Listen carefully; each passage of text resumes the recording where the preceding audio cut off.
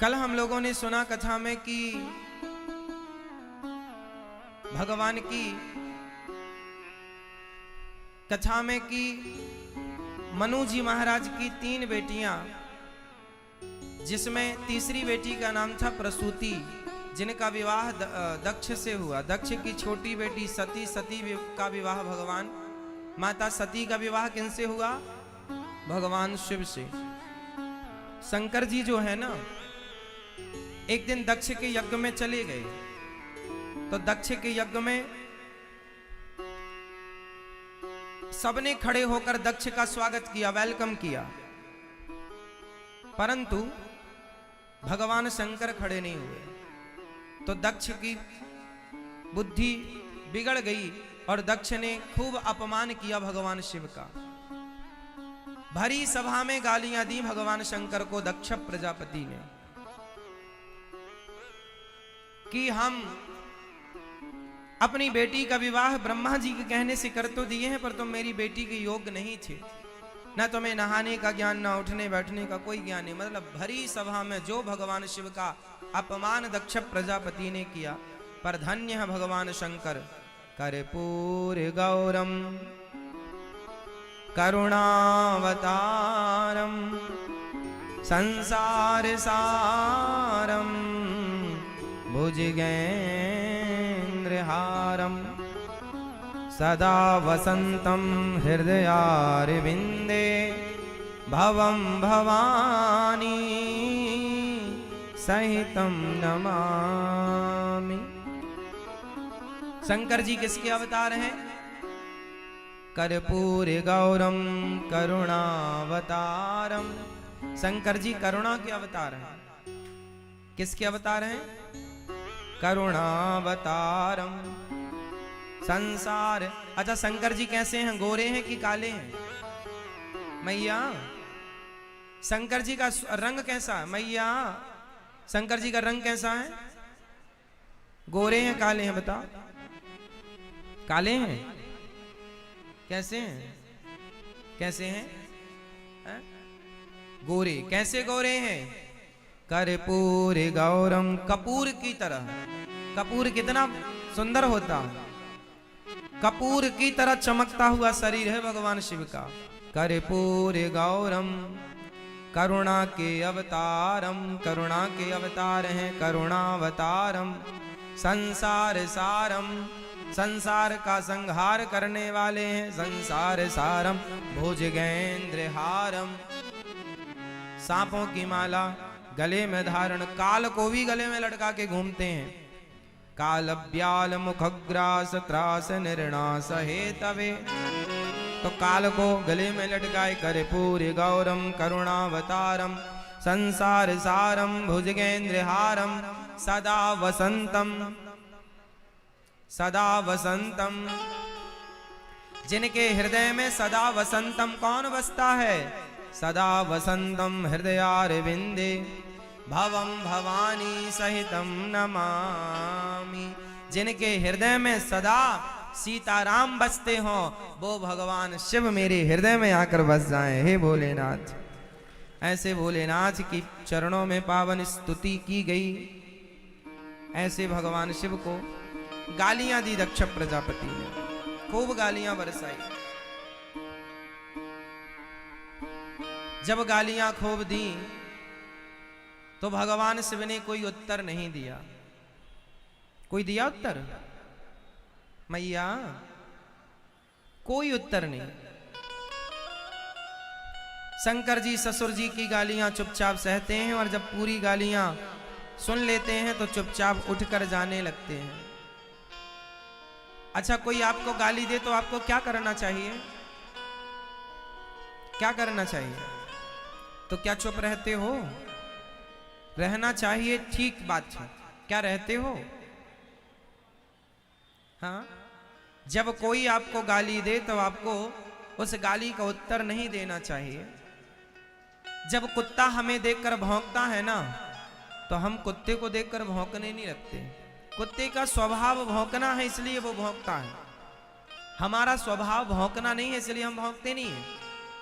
इसलिए कोई आपको गाली दे तो उसका स्वभाव है गाली देना, उसका स्वभाव है इसलिए वो दे रहा है। आपका स्वभाव थोड़ी है कि आप गाली दें। आप तो मुस्कुराकर भगवान से कहिए कि प्रभु इसे सद्बुद्धि दें बस। गाली के बदले गाली नहीं। बरसात चल रही है, आप सड़क पर निकलते हैं तो आपके पांव में कीचड़ लग जाता है, और जब कीचड़ लगता है पांव में तो कीचड़ को क्या कीचड़ से धोया जा सकता है? क्या कीचड़ को कीचड़ से साफ किया जा सकता है? नहीं ना। जैसे कीचड़ को कभी कीचड़ से साफ नहीं किया जा सकता, उसी प्रकार गाली का उत्तर कभी गाली हो ही नहीं सकती, कीचड़ का उत्तर कभी कीचड़ नहीं हो सकता। शुद्ध जल हो तो आप कीचड़ को धुलेंगे, उसी तरह जब शुद्ध भाव आपके अंदर हो तो आप शुद्ध विचारों से उस गंदे व्यक्ति का इलाज करिए। कोई उत्तर ना दीजिए, तेरा कर्म तेरा स्वभाव जो तूने किया, मेरा स्वभाव जो है वो मैं करूंगा। कोई कुछ भी कहे हमें उत्तर नहीं है। ये स्वभाव बड़ा कठिन है जो मैं कह रहा हूं, पर हो जाए तो जीवन में बड़ा आनंद है। भगवान शंकर का स्वभाव ऐसा ही था। खूब अपमान किया गया शिव जी का, पर कोई उत्तर नहीं। बाद में दक्ष प्रजापति ने यज्ञ किया, उस यज्ञ में शिव जी को नहीं बुलाया, माता सती जलकर भस्म हुई और भगवान शिव ने वही सती पार्वती बनकर आई और भगवान शिव का माता पार्वती जी से विवाह संपन्न हुआ। मनु जी महाराज की 3 बेटियों की चर्चा आपने सुनी। अब मनु जी महाराज के 2 बेटों की चर्चा आप सुनेंगे। पहली बेटी आकुति की कल आपने सुनी, दूसरी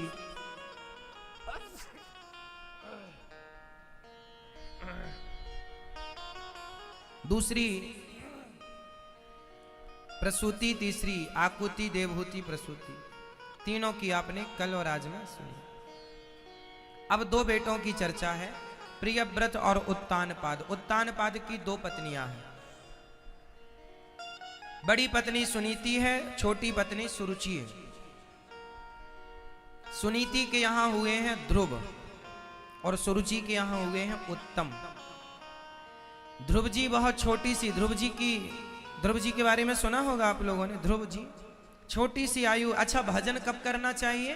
बुढ़ापे में, जवानी में या लड़कपन में?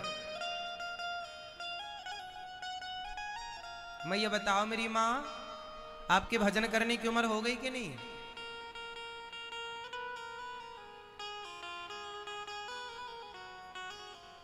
आप बताओ, भजन कब करना? भगवान में मन कब लगाना चाहिए? लड़कपन में, जवानी, बुढ़ापा? कोई आजकल जवानी में भगवान की ज्यादा भक्ति करने लग जाए ना तो बूढ़े लोग कहते अरे ये तुम्हारी उम्र हो गई क्या? कुछ लोग कहते हैं ये तुम्हारी भजन करने की उम्र है। तो आप उनसे पूछो कि बताओ क्या करें इस उम्र में? शराब पीने लग जाएं, वैश्यवृत्ति करने लग जाएं, क्या करें? क्या कहती है तुम्हारे हिसाब से उम्र?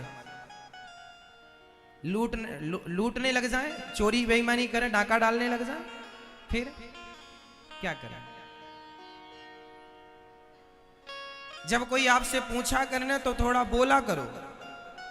अरे भगवान के भजन की कोई उम्र नहीं है, और उम्र यदि है तो वो लड़कपन है, क्योंकि लड़कपन में सबसे अच्छी बुद्धि होती है, कोई विषय विकार नहीं होते।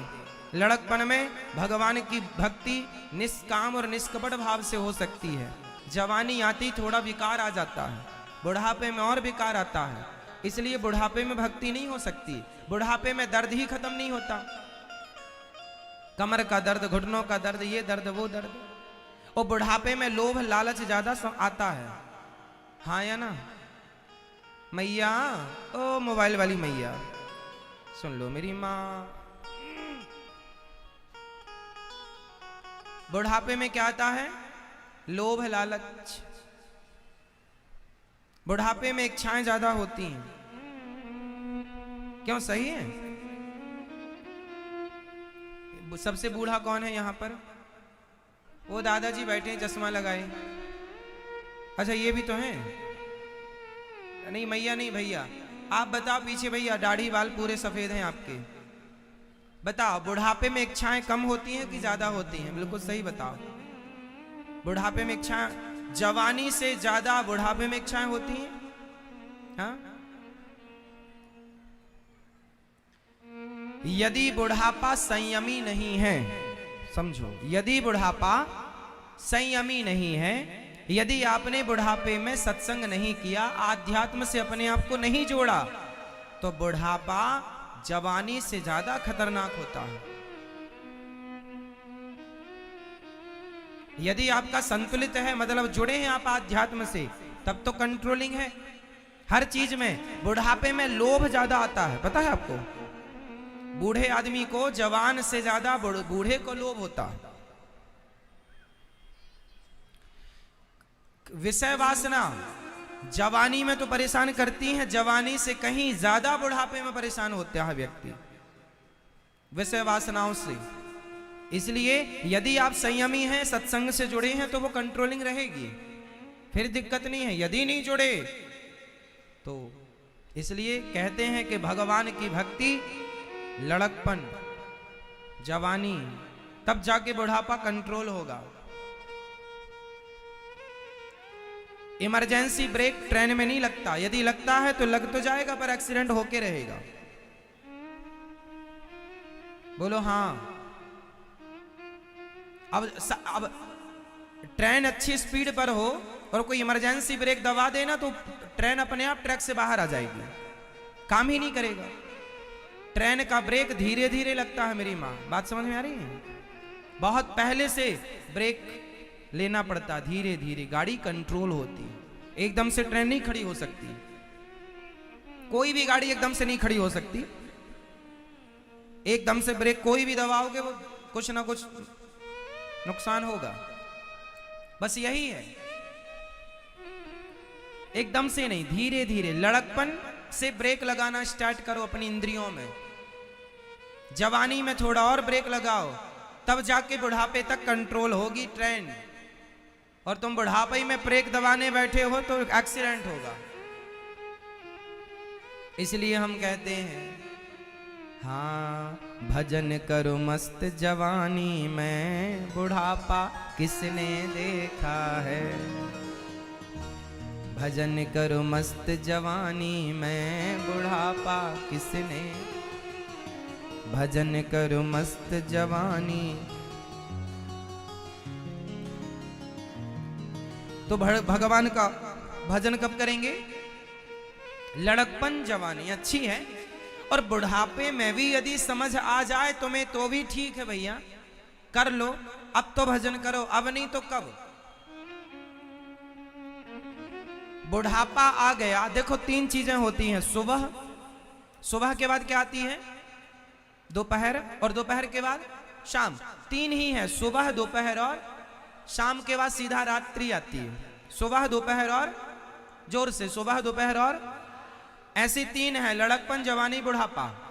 बोलो लड़कपन। लड़कपन मतलब सुबह, लड़कपन बीत गया मतलब आपकी सुबह समाप्त। जवानी दोपहर है, जवानी बीत गई मतलब आपका दोपहर भी समाप्त, क्योंकि दोपहर गर्म होता है इसलिए जवानी थोड़ी गर्म होती है। जवानी दोपहर की तरह होती है, लड़कपन सुबह की तरह होता है, और बुढ़ापा शाम। ये जो आपका बुढ़ापा आ गया ना साहब, ये बुढ़ापा नहीं है, ये जिंदगी की शाम आ गई। और शाम को दिया बत्ती होती है, तो दिया मतलब शाम को भक्ति का दिया जला लो। बुढ़ापा आ गया तो अब तो भक्ति का दिया जलाओ, प्रेम का दिया जलाओ, और अब नहीं तो फिर बताओ कब? सही है? इसलिए भजन करो मस्त जवानी में, बुढ़ापा। तो जवानी अच्छी है, बुढ़ापे का, बुढ़ापे में ना, बुढ़ापे में आदमी के पास एटीट्यूड बहुत होता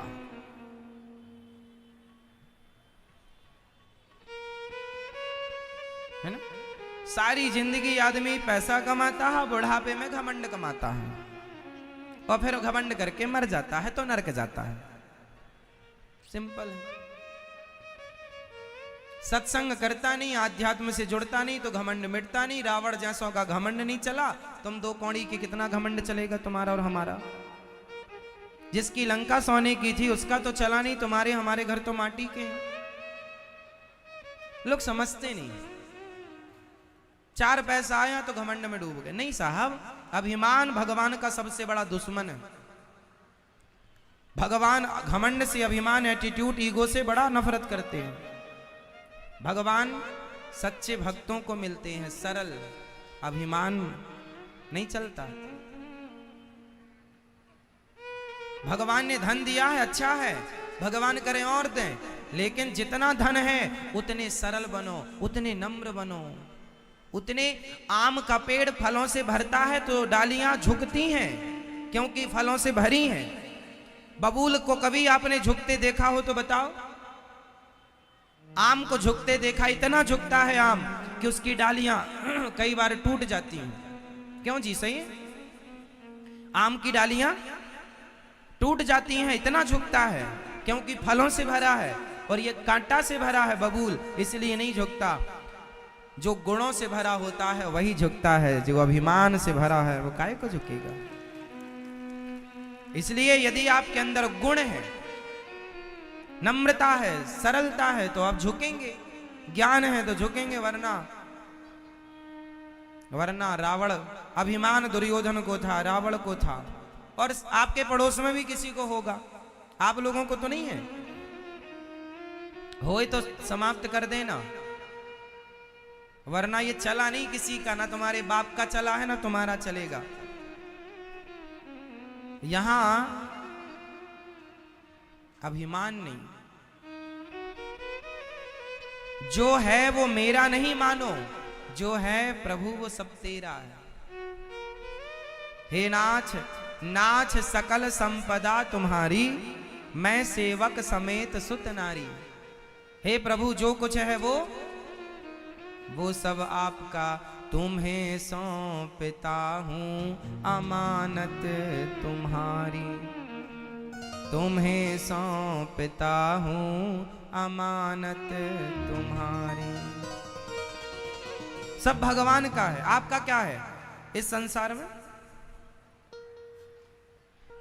ध्रुव जी महाराज छोटे से थे, और छोटे से ध्रुव जी जब अपने पिता की गोद में बैठने गए तो बगल में सौतेली माँ खड़ी थी, सुरुचि, हाथ पकड़ के नीचे गिरा दिया, जा तू इस गोद में नहीं बैठ सकता, तू इस गोद में बैठने का अधिकारी नहीं। देखो तो जरा घमंड, देखो तो जरा अभिमान। इस गोद में बैठने के लिए तुझे मेरे गर्भ से जन्म लेना पड़ेगा, जा पहले तप कर। वाह वाह, एक छोटा सा बच्चा अपने पिता की गोद में बैठने गया तो बगल में खड़ी सौतेली माँ ने हाथ पकड़ के नीचे गिरा दिया, क्योंकि ये पति मेरा है। अरे तेरा पति तो है, पर उस पति के 2 पत्नियां हैं, तो दूसरी वाली का भी पति वही है, और दूसरी वाली के पुत्र ये ध्रुव है। पर अभिमान कि ये पति मेरे वश में है, ये पूरा राज्य, मैं रानी महारानी मैं हूं, मैं ही हूं, तुम कुछ नहीं हो। अभिमान, मेरे इशारे से ही काम होगा, ऐसा सुरुचि सोच रही थी। अभिमान कुछ ऐसे ही होता है मेरी मां, अभिमान कुछ ऐसे ही होता है। आदमी को लगने लगता है कि जो कुछ है बस अपन ही है, अपन ही सब कुछ ना। हम कौन हैं? आप कौन हैं? बताओ। इस ब्रह्मांड में, इस पृथ्वी पर, इस संसार में आपकी और हमारी क्या हैसियत है? जरा मुझे बताओ अपनी अपनी हैसियत। भैया बताओ क्या हैसियत है आपकी इस संसार में? कौन है आप? कौन है आप? बताओ। कितनी हैसियत है हम सबकी? अपनी अपनी बताओ। और सामान्य भाषा में कहें तो हमारी और आपकी औकात क्या है? बताओ। इस संसार में क्या है? जो बड़ी बड़ी बातें हैं ना, मुझे नहीं जानते मैं कौन हूं। बड़ी बड़ी गाड़ियों में, बड़े बड़े महलों में रहकर लोगों को ऐसा लगने लगता है कि हम ही सबके माई बाप हैं, हम ही सबके पालनहार हैं, हम ही सबको खिला रहे हैं। कभी ये नहीं सोचना चाहिए, अच्छा ये बताओ आप कितने लोगों को खिलाते हैं? आप कितने लोगों को खिलाते हैं? आप कितने लोगों का पेट भरते हैं? मैया, ओ मेरी माँ, आप कितने लोगों का पेट भरती हो बताओ? कितने? आप कितने लोगों का पेट भरते हैं बताओ भैया? आप पीछे वाले दादाजी आप? कई बार लोग कहते हैं महाराज जी हमारे परिवार में 5 लोग हैं, 10 लोग हैं, 2 लोग हैं, 20 लोग हैं, हम 20 लोगों को कमा कमा के खवाते हैं, हम 10 लोगों का पेट भरते हैं, हम इतने लोगों का पेट भर, ऐसा लोग कहते हैं। नहीं, हम किसी का पेट नहीं भरते। अच्छा ये बताओ, जो लोग कहते हैं कि हम पेट भरते हैं, यदि आप ना होते तो क्या उनका पेट नहीं भरता? इसका मतलब है पेट भरने वाला कोई और है, पालन करने वाला कोई और है। अच्छा ये बताओ, जब आप अपनी मां के पेट में थे 9 महीने तक, उस समय आपका पेट कौन भरता था? आपकी मां, पिता? मां जाती थी आपके मुंह में डालने के लिए? बोलो, मां डालती थी मुंह में? नहीं भैया, 9 महीने जब आप मां के पेट में थे, कौन खिलाता था आपको? बोलो, आपसे पूछ रहे हैं, चश्मा वाली भैया से। माता खवाती थी, रोटी तोड़ के जाती थी, हाथ डालती थी अंदर, आपके मुंह में डालती थी, फिर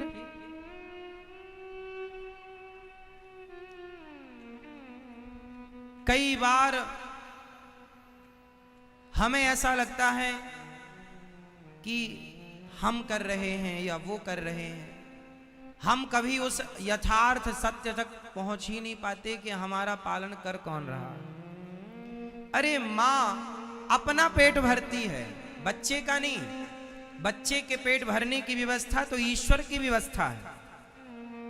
मां के बच्चे की नाभि से मां से नरा कनेक्ट होता है। नरा उस नली के द्वारा बच्चे का पहला, आप हम सबका पहला पेट, पहला मुख मुंह नहीं है, पहला मुंह हम सबकी नाभि है। हम सब पहले नाभि से ग्रहण करते थे मां के पेट में, मुंह से नहीं खाते थे। हाँ या ना? तुम्हारी मां तो मुंह में रोटी डालती है। तुम्हारी मां ने तो जन्म लेते ही मुंह में अपना स्तन दिया था। जब तुम दूध पीने लग गए थे तो तुम्हारा जन्म लेने के बाद तो मुंह से ही सब खाना पीना स्टार्ट हुआ। लेकिन ईश्वर ने मुंह से नहीं, अपने आप नाभि से कनेक्शन जोड़ रखा था।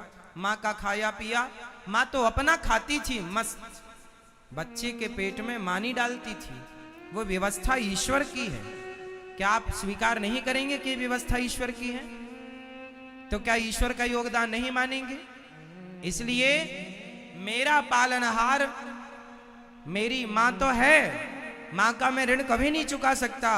लेकिन यदि मां का ऋण कभी नहीं चुका सकता, मैं मां का ऋणी कितने % हूं? आप मां के कितने % ऋणी हैं? कितने %? 100 में से बोलना है आपको। 100 में से कितने % ऋणी हैं आप अपनी मां के? जोर से 100। तो फिर भगवान के कितने? होते ही पिता का काम खत्म। बोलो हाँ। हाँ, अब मां के गर्भ में पिता का तेज जब गया तो मां का जो गर्भ है उसमें पिता का तेज जाता है और वहां पर बच्चे का निर्माण स्टार्ट होता है। मां का भी रज मिलता है, मां का रज पिता का तेज दोनों मिले, गर्भ में स्थापना हुई। उसके बाद मां का काम खत्म है। अब मां के पेट में किस प्रकार पानी की बूंदों से, पानी की बूंदों से किस तरह पानी से इंसान का निर्माण होता है, ये मां नहीं करती। तुम्हारा सिर मां ने नहीं बनाया, तुम्हारी आंखें मां ने नहीं बनाई। यदि हाथ पांव मां ने लगाए तो कुछ बच्चे अपाहिज होते हैं। और यदि मां को अधिकार होता हाथ पांव लगाने का तो कोई अपाहिज क्यों होता? यदि मां को अधिकार होता आंखें लगाने का तो कोई बच्चा अंधा क्यों होता? मां को अधिकार होता पांव लगाने का तो कोई बेटा लंगड़ा क्यों होता?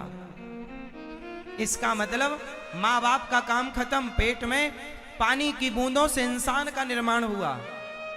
आंख लगी, कान लगे, मुंह और आपके बाल आए, आपका पूरा सुंदर सा शरीर सही जगह पर सही चीजें लगी मतलब किसी ने लगाया तब तो लगी। आपने कुर्ता पहन रखा है, कपड़े पहन रखे हैं, तो आपकी फिटिंग का है, तो किसी ने बनाया होगा तब तो बना। यदि वस्तु है तो बनाने वाला होगा। साइंस कहती है कि वस्तु है तो बनाने वाला होगा। उसी प्रकार यदि वस्तु है तो बनाने वाला कोई ना कोई है। तो आप और हम भी बने तो हमें और आपको भी तो बनाने वाला कोई ना कोई होगा। मां के पेट में हमारा और आपका निर्माण हुआ है, और जब पूरा निर्माण हो गया तो मां का कोई योगदान नहीं। हां, मां का इतना योगदान है कि मां ने हमारा वजन ढोया है, मां ने अपने पेट में हमें स्थान दिया है। वो 2% जो मां का है ना, वो 2% हम कभी चुका ना पाएंगे। वो 2% जो मां का एहसान है, और जो पिता का 1% एहसान है, वो कभी हम चुका, हम सिर काट काट के रख दें, कतरा कतरा काट दें। हमारे श्री चैतन्य महाप्रभु कहते हैं कि यदि मैं अपनी शरीर की चमड़ी उतार दूं और अपने शरीर की चमड़े को उतार कर और अपने माँ के पांव के जूते बना दूं और माँ को जूते पहना दूं अपने चमड़े से, तो भी मैं अपनी माँ का ऋण कभी ना चुका पाऊंगा। यदि मैं अपने शरीर की चमड़ी उतार कर माँ के जूते पहना दूं माँ को, तो मैं माँ के ऋण से कभी ऋण, मैं अपने बाप के चरणों में, मैं यदि अपनी चमड़ी उतार कर अपने बाप को जूती बनाकर पहनाऊं, तो मैं अपने बाप के ऋण से कभी ऋण नहीं हो सकता। सोचो, 1% बाप का ऋण है, उससे तुम कभी मुक्त नहीं हो सकते। 2% माँ का ऋण है, उससे कभी मुक्त नहीं हो सकते। तो 97% ईश्वर का ऋण कैसे मुक्त हो जाओगे साहब? उस ईश्वर का क्या तुम पर, हम पर कोई अधिकार नहीं? माँ बाप से ज्यादा अधिकार ईश्वर का। तुम अपने मां के नहीं हो, तुम भगवान के हो। इसलिए भगवान जब चाहे बुला लें आपको, तो आपकी मां रोक नहीं सकती। इसलिए भगवान जब चाहे बुला लें आपको, तो आपका बाप नहीं रोक। तुम्हारे बाप, यदि तुम बाप के थे, मां के थे, तो मां ने रोक क्यों नहीं लिया तुम्हें? फिर तुम मर क्यों गए? इसका मतलब तुम्हारी मां तुम्हें रोक नहीं सकती, तुम्हारा पिता तुम्हें रोक नहीं सकता। इसका मतलब तुम जिसके हो उसका अधिकार ज्यादा है। इसलिए वो जब चाहे बुला लेता है, वो जब चाहे भेज देता है। हम उसके हैं, हम भगवान के हैं। इसलिए ये अभिमान ना रखो, ये मेरा, ये कुछ भी मेरा नहीं, सब भगवान का है।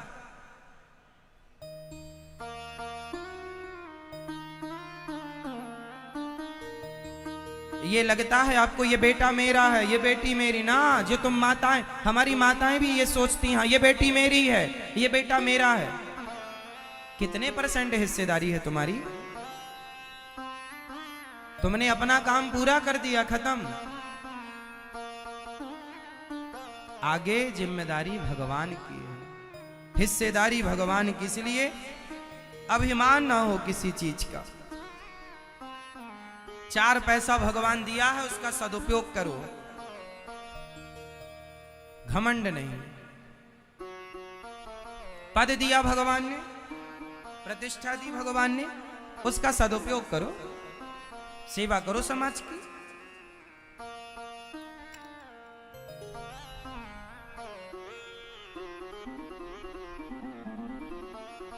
एक बार क्या हुआ,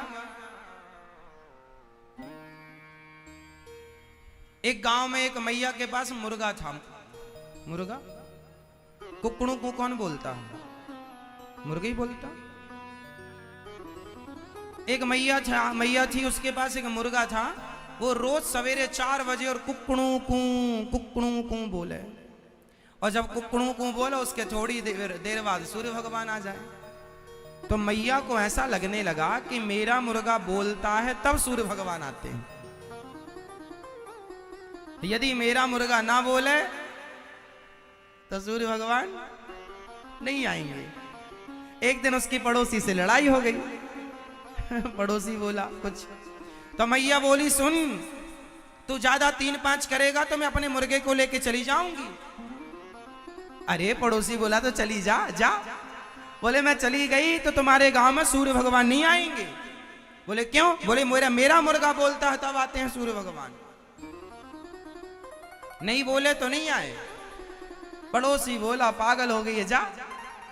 वो सच्ची दूसरे गांव चली गई और संयोग दूसरे गांव जब पहुंची ना तो चलते चलते रात हो गई, पूरी रात चली, सवेरा होने को आया तो उसके मुर्गे ने फिर बोला कुकड़ू को। वो सवेरे सवेरे बोलता है तो बोला, थोड़ी देर बाद वहां भी सूर्य निकल आए। उससे लगा लो यहाँ तो अंधकार था, मेरे मुर्गे ने यहाँ बोल दिया तो यहाँ भी सूर्य भगवान निकल आए, वरना यहाँ तो रात थी। अच्छा, वो मैया को गलतफहमी हो गई। अब वो दूसरे गांव में रहने लगी।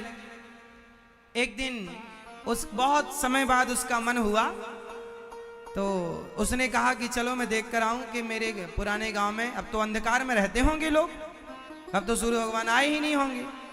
दूसरे गांव में मुर्गा छोड़ के गई, बोले मुर्गा लेके नहीं जाऊंगी वरना ये फिर बोल देगा, फिर सूर्य भगवान आ जाएंगे। तो मुर्गा छोड़ के दूसरे गांव में गई, और जब गई तो वहां दिन था, लोग अपने काम कर रहे थे। फिर पड़ोसी से बोली, क्यों यहाँ सूर्य भगवान कहाँ से आ गए, हमारा मुर्गा तो यहाँ है ही नहीं। बोले पगली, तेरे मुर्गे के बोलने से सूर्य भगवान का कोई संबंध नहीं है। वो तो सवेरा होती मुर्गा कुकड़ू को करता, सूर्य भगवान का आने का टाइम होता है। कई लोग ये मान लेते हैं कि हम कर रहे हैं तो ऐसा हो रहा है, हम नहीं करेंगे तो ऐसा नहीं होगा। नहीं, भगवान सब कुछ करा रहे हैं, हम तो नाचने वाले हैं। भगवान हमें सबही नचावत राम गोसाई, उमा दारू जो सित की नाई। हमारी हैसियत क्या है, हमारी औकात क्या है। कभी अभिमान भरा जीवन ना जिया करो। जितना पैसा दें भगवान, जितनी सफलताएं दें भगवान, उतना नम्र, उतना झुको, उतने सरल, उतने सहज बनो। ईश्वर का थैंक यू, धन्यवाद करते रहो। सबके यहीं रह गए सब कुछ। जब प्राण निकलते हैं ना तो बड़ी बड़ी गाड़ियों में नहीं जाता कोई, लकड़ी की नसैनी तैयार होती है। जब प्राण निकलते हैं ना तो ब्रांडेड कपड़े पहनकर नहीं, सामान्य सा कफन, 2 गज कफन का टुकड़ा तेरा लिबास होगा। जाएगा जब यहां से कुछ भी ना साथ होगा। 4 लोग उठा कर ले जाएंगे। जो लोग कहते थे ना हम उठवा देंगे तुम्हें, अब उन्हीं उठा के ले जाना पड़ रहा है। और चिता पे रख दिए जाओगे, मोटी मोटी लकड़ियां तुम्हारी छाती पे रखी जाएंगी। बोलो हाँ। कभी गए हो शमशान आप लोग? नहीं, थोड़ा जाके देखना वहां का नजारा। घूमने उमने कुल्लू मनाली खूब जाते हो, ठीक है, कभी शमशान भी जाओ।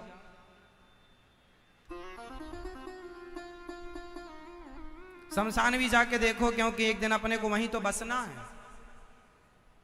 शमशान में जाओ, चिताएं लगती हैं साहब। बड़े बड़े पैसे वाले, बड़े बड़े घमंड में रहने वाले लोग धू धू करके जल रहे होते हैं। चिताओं को जलता हुआ देखा करो, सुकून मिलेगा तुम्हें।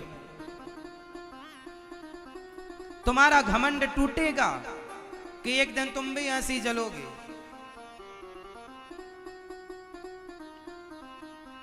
मुझे अच्छा लगता है, मैं कभी कभी जाता हूं शमशान वगैरह, चिताओं को जलता देखता हूं। फिर इसलिए मन में कभी घमंड आता ही नहीं।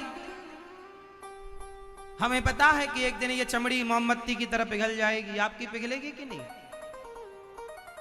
आपने कभी बॉडी को जलते देखा? हमने देखा, मोमबत्ती की तरह पिघलती है साहब, ये टप टप टप टप टप करके पूरी गिर जाती है। हाँ, हड्डियां लकड़ी की तरह जलकर, ये बाल सब फुर जल गए। घास की तरह हाड़ जलें जस लाकड़ी, केस जलें जस घासा, सोने जैसी काया जल गई को न आयो पासा। मन फूला फूला फिरे जगत में कैसा नाता रे। शरीर जल जाता है। अच्छा, जलने के बाद क्या रहता है बताओ? दादाजी बताएंगे। ये इस तरफ वाले बताओ, आपसे पूछ रहे हैं, पीछे ना देखो। जलने के बाद आदमी को जब चिता पर जलाया जाता है तो जलने के बाद क्या बचता है? क्या बचता है? राख। राख बचती है।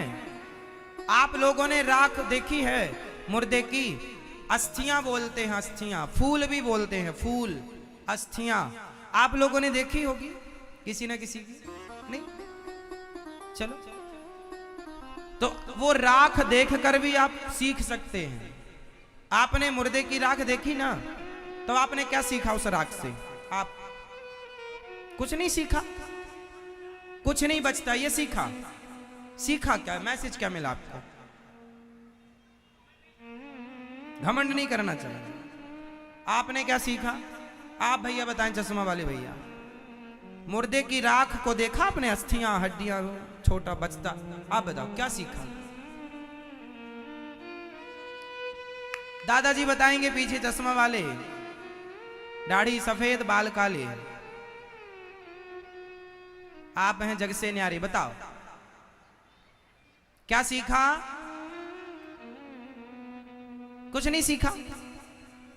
हाँ, ये सीखना है कि जैसे आज वो राख बची उसकी, तो हम भी भविष्य की राख हैं। ज्यादा घमंड ना कर प्यारे, एक दिन तू भी मुट्ठी भर राख बनेगा और 50 रुपए के घड़े में तेरी पूरी राख आ जाएगी। हाँ या ना? आप में से कितने लोग एक दिन राख हो जाएंगे? सब। फिर घमंड किस बात का है आप लोगों को? नहीं है तो मैं आपको प्रणाम करता हूं। यदि आपको घमंड नहीं है तो प्रणाम करता हूं, और यदि है तो सवाल करता हूं कि जब तुम्हें एक दिन राख होना ही है मुट्ठी भर, तो फिर घमंड किस बात का है? ये बताओ मुझे, किस बात की अकड़ है ना?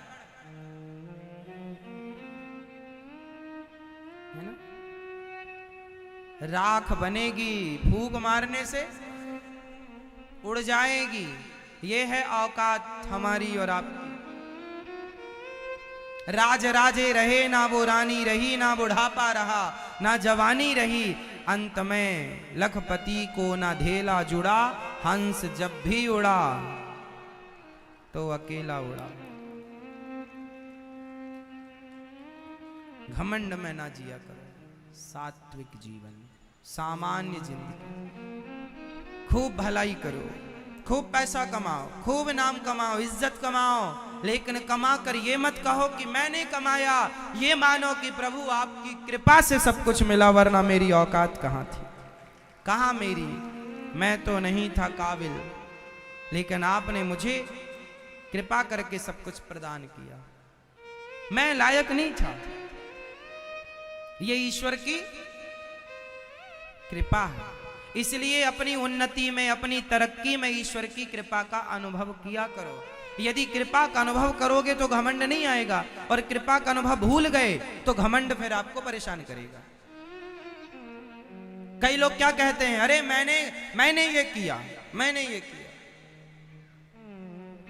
तुमने नहीं किया साहब, तुमने नहीं किया, तुम कुछ कर ही नहीं सकते।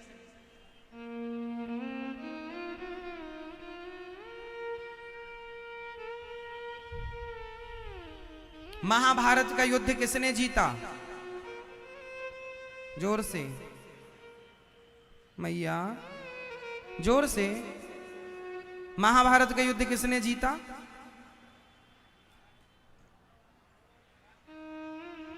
अर्जुन को लगा मैंने जीता, भीम भैया को लगा मैंने जीता, मेरे गदा का प्रभाव, मेरे गांडीव का प्रभाव, मेरे भाला का प्रभाव। युधिष्ठिर जी बोले तो सारे पांडवों को लेके भगवान पहुंच गए। चलो मेरे संग। और जब भगवान गए तो वहां पर सिर रखा हुआ था। जानते हो किसका था? जिन्हें आज खाटू श्याम कहते हैं, इनको नाम पहले क्या था?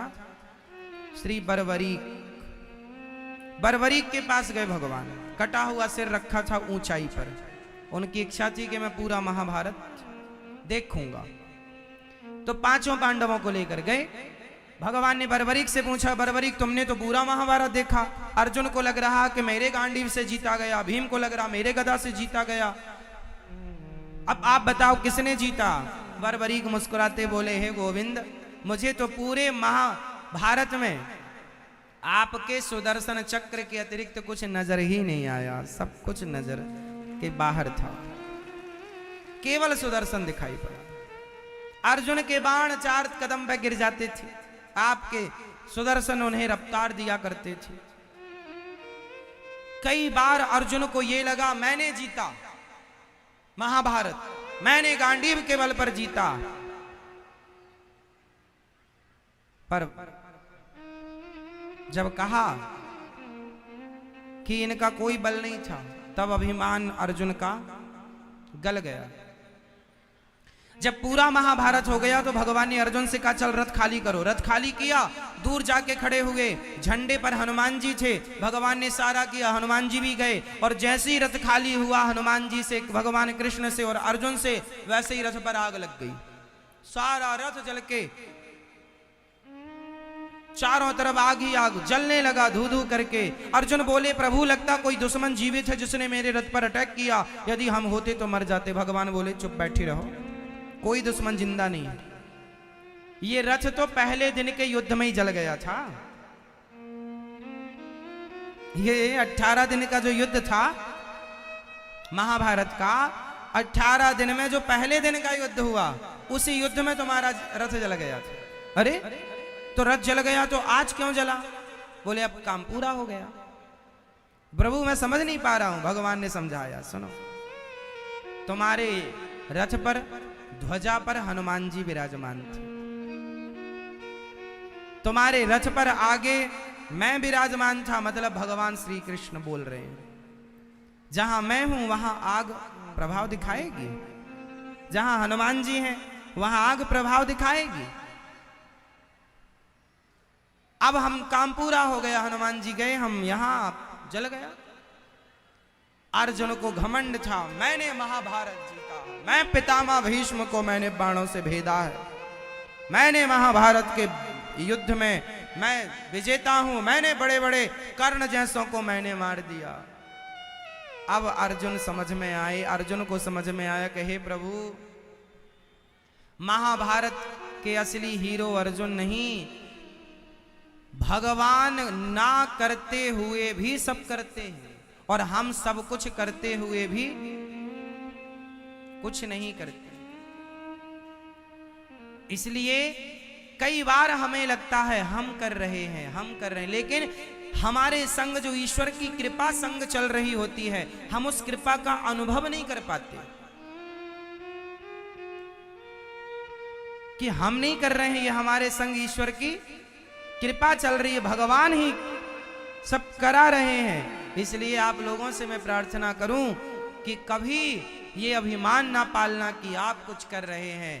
आप सदा ये भाव रखना कि प्रभु आप ही कराने वाले हैं, हम तो निमित्त हैं। अर्जुन चरणों में गिर पड़े, हे प्रभु क्षमा कर दो, जो मुझे घमंड आ गया उस घमंड को आपने चकनाचूर कर दिया।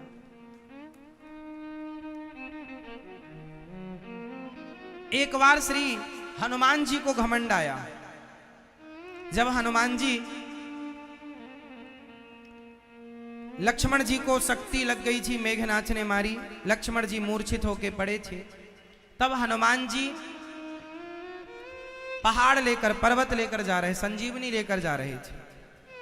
तो हनुमान जी को लगा, थोड़ी देर में विचार आया कि यदि मैं ना होता तो लक्ष्मण जी की मृत्यु हो जाती, यदि मैं, क्योंकि मैं ही समय से पहुंच पाऊंगा, वरना दूसरा तो कोई है नहीं। तो हनुमान जी ये सोच ही रहे थे कि मैं ना होता तो लक्ष्मण जी मर जाते, तभी हनुमान जी को बाण लग गया। ये सोच ही रहे थे श्री हनुमान जी के, तभी हनुमान जी को बाण लग गया। बाण किसने मारा? बाण किसने मारा? बाण किसने मारा मैया? हनुमान जी को बाण किसने मारा था जब वो पहाड़ लेके जा रहे थे? शक्ति हनुमान जी जब जा रहे थे संजीवनी बूटी लेकर, तो रास्ते में किसी ने बाण मारा। आप बताइए किसने मारा था? हाँ, किसने मारा? किसने? भरत जी ने बाण मार दिया। और जैसे ही भरत जी ने बाण मारा, राम राम कहकर श्री हनुमान जी जमीन पर आए। अच्छा, हनुमान जी जमीन पर आए, पहाड़ जमीन पर नहीं आया था। पहाड़ भी जमीन पे आ जाता तो अयोध्या में वो लोग सेना लोग दब के मर ना जाती।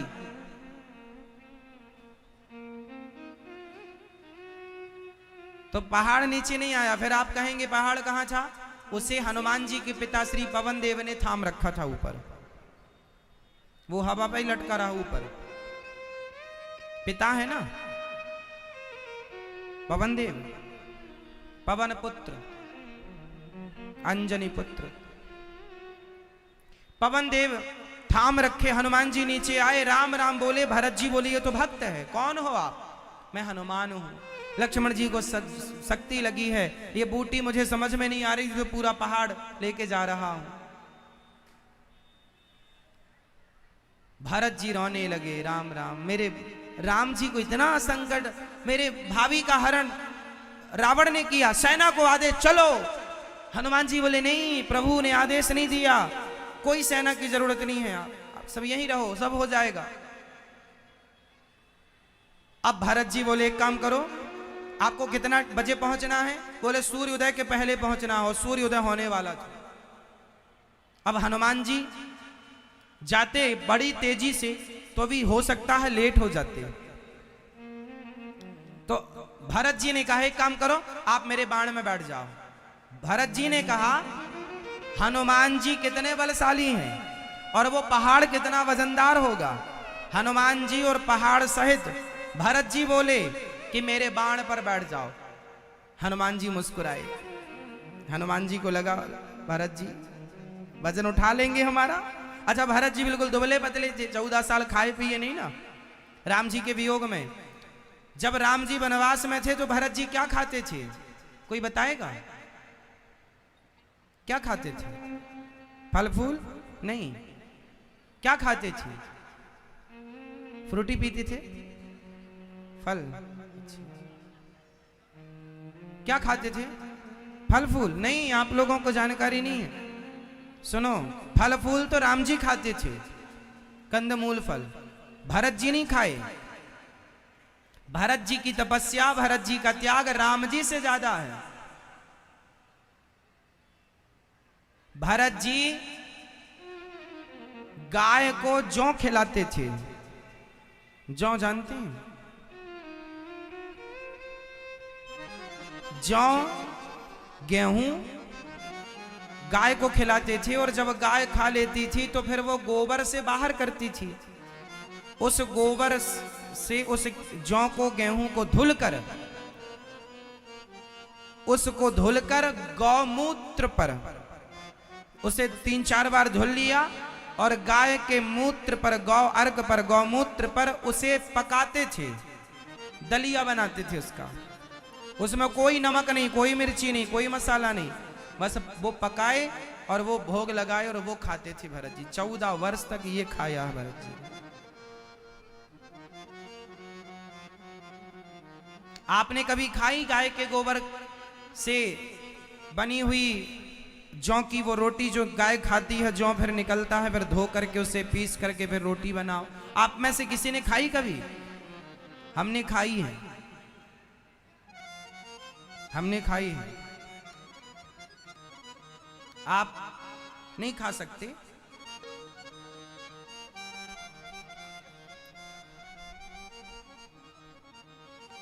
खाई है हमने। कहा जाता है कि गौ की इस तरह से सेवा करने वाले को, किसी को संतान ना हो रही हो, तो वो ऐसा प्रकार से खाए पिए भोग लगाकर भगवान जी को और गौ माता की सेवा करे, तो गौ माता की सेवा करने से गृहस्थ को संतान सुख की प्राप्ति हो जाती है। यदि किसी को पुत्र नहीं हो रहा हो तो गौ माता की कृपा से संतान सुख प्राप्त होता है। भरत जी ने इसे ग्रहण किया। अब वो भरत जी कह रहे हैं मेरे बाण में आकर बैठ जाओ। अब हनुमान जी बोले कैसे बैठे?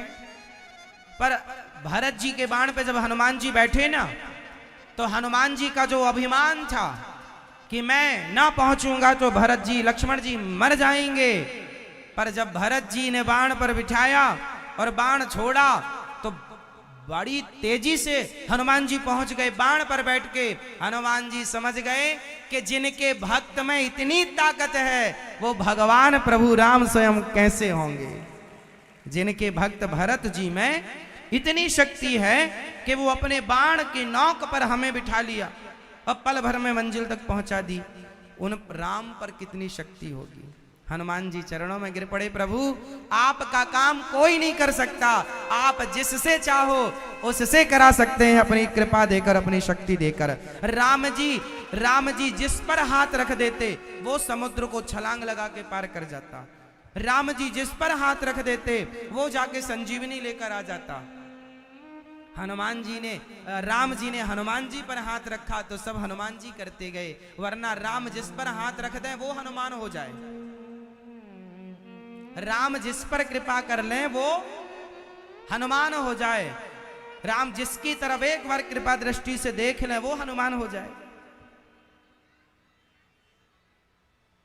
ऐसे प्रभु का कार्य कौन कर सकता है? सब काम करते हो तुम कन्हैया, मेरा नाम हो रहा है मेरा आपकी कृपा से। इसलिए कभी अपने आप को कर्ता ना मानो। कर्ता किसे मानेंगे? सब बोलो मेरे संग, कर्ता कौन है? कर्ता आप हैं या भगवान है? जोर से। मैया कर्ता कौन? मेरी मां। हां, कर्ता आप नहीं, कर्ता भगवान करता है। ईश्वर को कर्ता मानना चाहिए। ध्रुव जी महाराज ने पिता की गोद में बैठना चाहा, सौतेली माँ ने निकाला। माँ के पास गए, माँ ने कहा जाओ बेटा तप करो। ध्रुव जी तप करने के लिए गए और 5 महीने की तपस्या से भगवान प्रकट हुए। भगवान ने कहा पुत्र कुछ मांग लो। ध्रुव जी ने कहा प्रभु कुछ नहीं। रास्ते में नारद जी ने मिलकर ओम नमो भगवते वासुदेवाय का मंत्र दिया। ध्रुव जी ने इसी महामंत्र का जाप किया और खूब प्रेम से इस मंत्र के 5 महीने के जाप करने से ही 6ठे महीने भगवान सामने प्रकट हो गए। पुत्र कुछ मांग लो।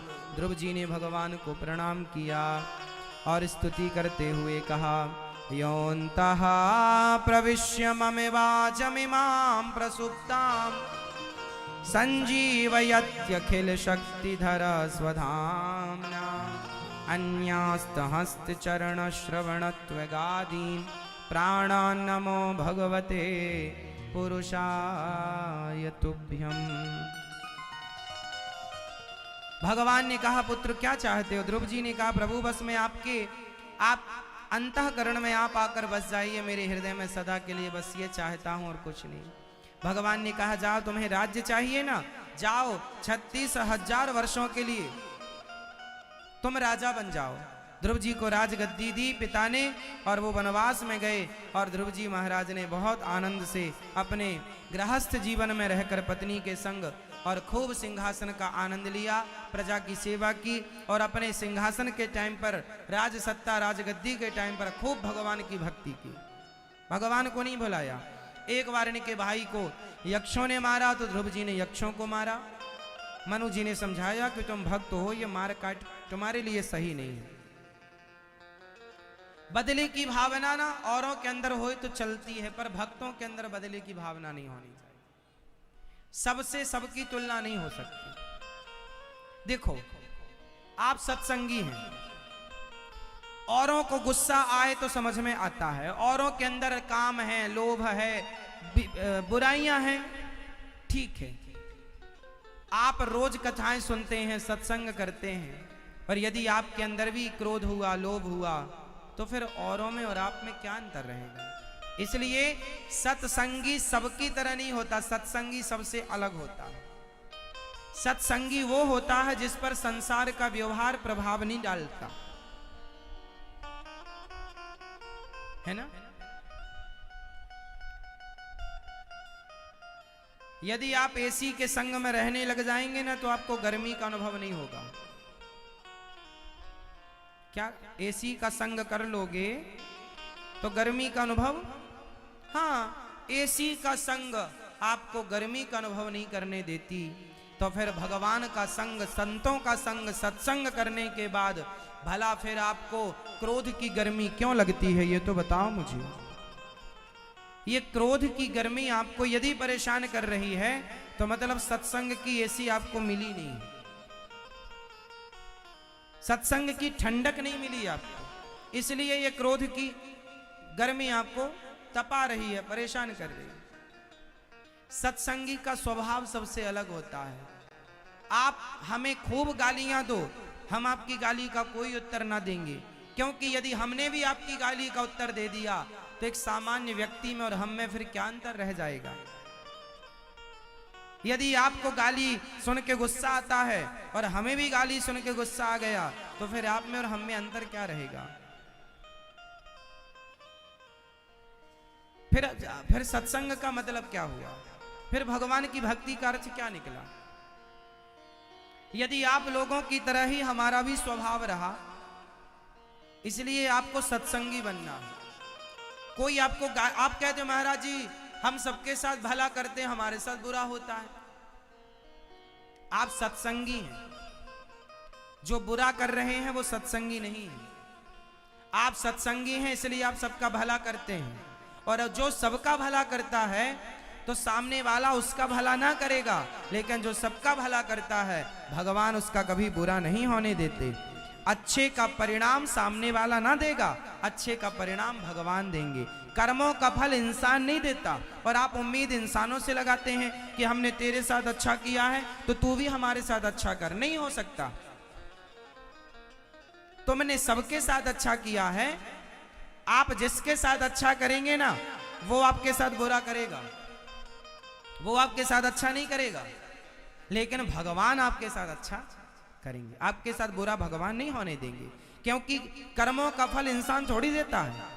कर्मण्येवाधिकारस्ते मां फलेषु कदाचन, भगवान कहते हैं मैं दूंगा, भगवान कहते हैं मैं दूंगा कर्मों का फल।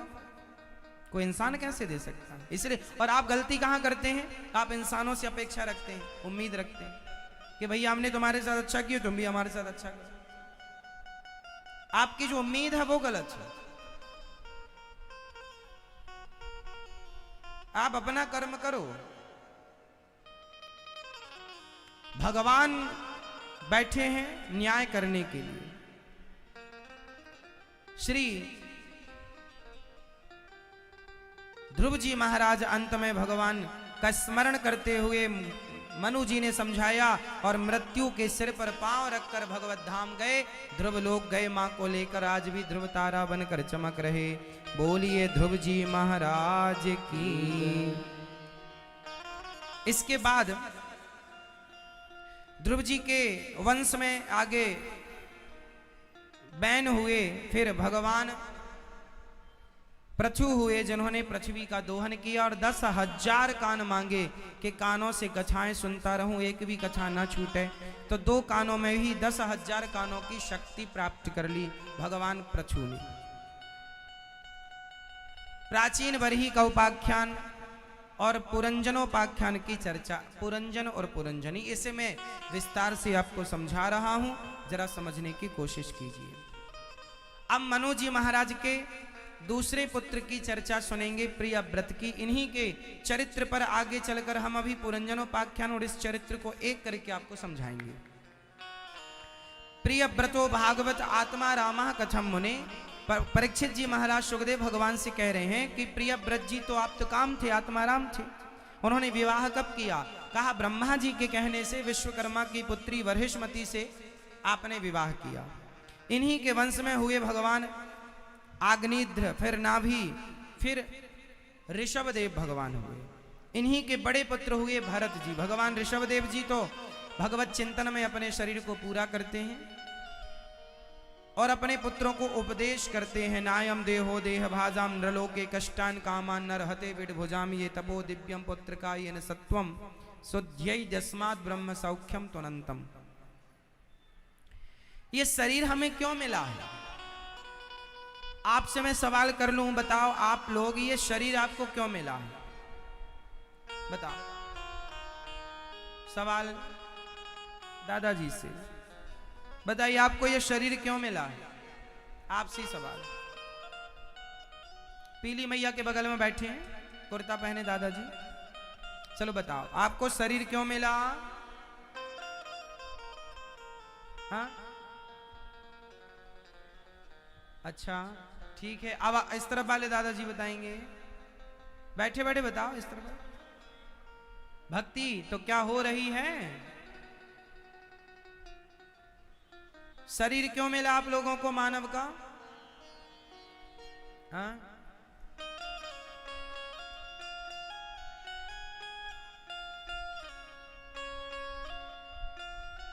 आप बताओ शरीर क्यों मिला आपको मानव का?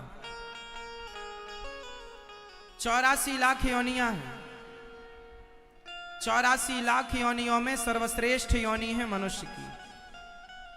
भगवान ने हमें मनुष्य बनाया बड़ी कृपा करके। हम मनुष्य बनने के योग्य नहीं थे, पर भगवान ने कृपा की और हमें मानव का चोला दिया, मानव का शरीर हमें दिया। बड़े भाग्य मानुष तन पावा, बड़े भाग्य से मानव का शरीर मिला है। इस शरीर को पाकर क्या पाना है? 3 सुख सबको मिलते हैं। कौन कौन सा? पहला सुख खाने का। सब खाते हैं, कुत्ता बिल्ली सुअर पक्षी पशु इंसान सब खाते हैं। खाने का सुख सबके पास है। आप खाते हैं तो कुत्ता बिल्ली खाते हैं। दूसरा सुख सोने का, खर्राटों के साथ मस्त सोने का सुख सबको मिला। हाँ, आप सोते हैं तो बिल्ली भी सोती है, कुत्ता भी सोता, सुअर भी सोता है। बोलो हाँ। और तीसरा सुख है बच्चे पैदा करने का। आप लोग बच्चे पैदा करते हैं तो कुत्ता बिल्ली भी बच्चे पैदा करते हैं। तो खाना सोना और बच्चे पैदा करना ये सब जानते हैं। हाँ या ना? सब जानते हैं। ये सारा ये तीनों सबको मिला है ऑलरेडी। अब आप बताओ कि यदि आपने इन तीनों को ही जाना और तीनों में ही लगे हो तो फिर मनुष्य का शरीर मिला, उस मनुष्य के शरीर का लाभ क्या है? मनुष्य का शरीर बच्चे पैदा करने के लिए नहीं, खाने के और सोने के लिए नहीं, इनसे भी बड़ा एक काम है। क्या काम है बताओ? क्या? एक जंगल में एक शेरनी रहा करती थी। एक छोटी सी कथा सुनाऊंगा तब आपको मेरी बात समझ में आएगी। एक जंगल में एक शेरनी रहती थी और वो शेरनी रोज शिकार करने जाया करती थी। एक दिन उसे एक गीदड़ का बच्चा मिल गया, जरा सा, आज ही पैदा हुआ था, बिल्कुल आज का, और उसकी मां बगल में मरी पड़ी थी। शेरनी ने देखा कि गीदड़ का बच्चा है और उसकी मां मर गई है और ये बेचारा भूख से तड़प रहा है। और उसी समय कुछ दिन पहले शेरनी ने भी बच्चे को जन्म दिया था, वो भी मां बनी थी, उसका भी एक अपना शावक था, उसके भी अपने बच्चे थे। तो शेरनी को दया आ गई और शेरनी उस गीदड़ के बच्चे को पकड़कर अपनी जगह पर ले आई, अपनी गुफा पर, और उसे अपना दूध पिलाने लगी। अपना दूध पिलाकर उसे पाला। धीरे धीरे करके बच्चे बड़े हो गए तो शेरनी का बच्चा भी बड़ा हुआ, शेर बना, और ये गीदड़ का बच्चा भी भरी जवानी में आया। तो गीदड़ भी जवान हुआ शेरनी का दूध पीकर। एक दिन जहां शेरनी रहा करती थी वहां कुछ हाथियों ने हमला कर दिया, हाथियों का झुंड आया। तो शेरनी ने अपने बेटे शेर से कहा, जाओ जरा हाथियों को भगाओ, पूरा जंगल उजाड़ रहा है। तो गीदड़ का बच्चा बोला, मां मैं जाऊं, मैं हाथी को भी मार के आता हूं। शेरनी बोली, तेरे बस का हाथी नहीं है बेटा, तू बैठ ना, मैं भी तो तेरा बेटा हूं, जाऊंगा। और जिद्दी था, चला गया। और शेर मां ने शेर को भी भेजा अपने बेटे को, जा बेटा तू भी सहयोग करना भाई का। अब गीदड़ का बच्चा गया। अच्छा, वो शेर के संग रहते रहते ना उसे क्या लगा, मैं भी शेर हूं, तो वो भी हाथी की तरफ झपटा। तो हाथी को लगा गीदड़ आया, सूंड में घुमा के जो पटका, नस नस ढीली पड़ गई गीदड़ की, लचकता हुआ घर आया। शेर बहुत हंसा, मना किया था मां ने, माना नहीं, कुट पिट के आ गया। जब अच्छा शेर गया और हाथी के सिर पे चढ़ गया और नाचने लगा। सारे हाथी भाग गए और शेर का बच्चा घर आया।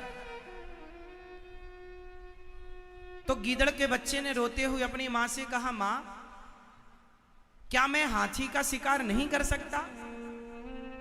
इसने तो कर लिया, इसने भगा दिया। मां मैं भी तो तेरा बेटा हूं, तेरा। अच्छा गीदड़ को यह पता नहीं था कि वो गीदड़ का बच्चा है। उसने कभी दर्पण तो देखा नहीं था, अपनी शकल तो देखी नहीं थी। उसे तो यही लगा कि भाई ये मेरी मां है, शेरनी के साथ रहता था। तब शेरनी ने उसे आज समझाया, बेटा तूने दूध तो मेरा पिया है, रहता तो मेरे साथ है, लेकिन तू है गीदड़ का बच्चा। और आज तक के इतिहास में हाथी का शिकार कभी गीदड़ ने नहीं किया। हाथी का शिकार जब जब किया है तो केवल शेर ने किया है। इसलिए बेटा हाथी का शिकार केवल शेर कर सकता है, गीदड़ नहीं। उसी तरह 84 लाख योनियां हैं, लेकिन 84 लाख योनियों में केवल मनुष्य की योनि ऐसी है जिस शरीर से भगवान को पाया जा सकता है, ईश्वर का शिकार किया जा सकता है। अन्य योनियों से ईश्वर को नहीं प्राप्त किया जा सकता। 84 लाख योनियां हैं, लेकिन भगवान को पाने की जो शक्ति इस शरीर में है वो किसी और योनियों के शरीर पर। इसलिए मनुष्य का शरीर पाकर भी कोई भगवान को ना पाए और खाने सोने और बच्चे पैदा करने में लगा रहे तो ये काम तो कुत्ता बिल्लियों के हैं।